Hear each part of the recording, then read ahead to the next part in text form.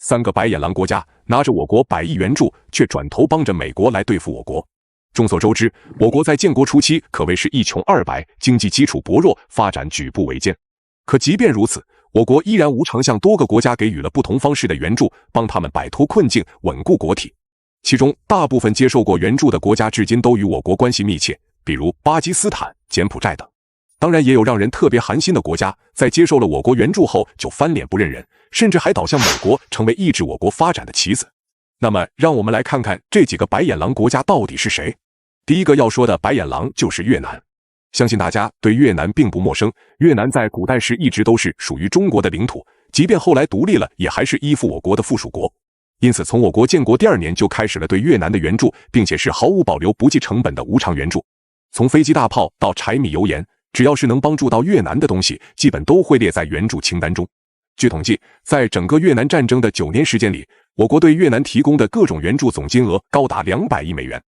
然而赶走美国没多久后，越南就开始翻脸不认人了。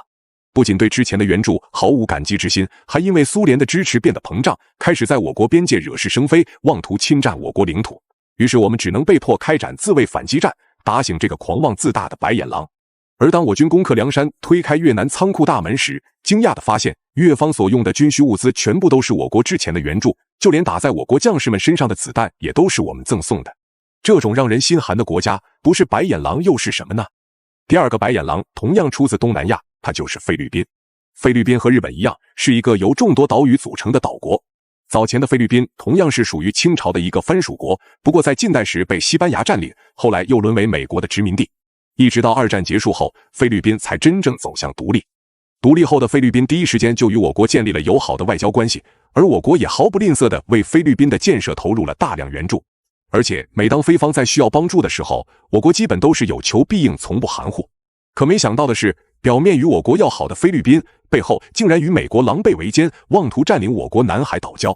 只可惜他们低估了我国捍卫领土主权的决心，在看到我国展示的强大军事实力和不可妥协的态度后，菲律宾又只能换上笑脸来与我国示好。而第3个白眼狼国家才是真正的白眼狼，它就是位于欧洲东南部的阿尔巴尼亚。阿尔巴尼亚虽身处欧洲，但却是欧洲最贫穷的国家。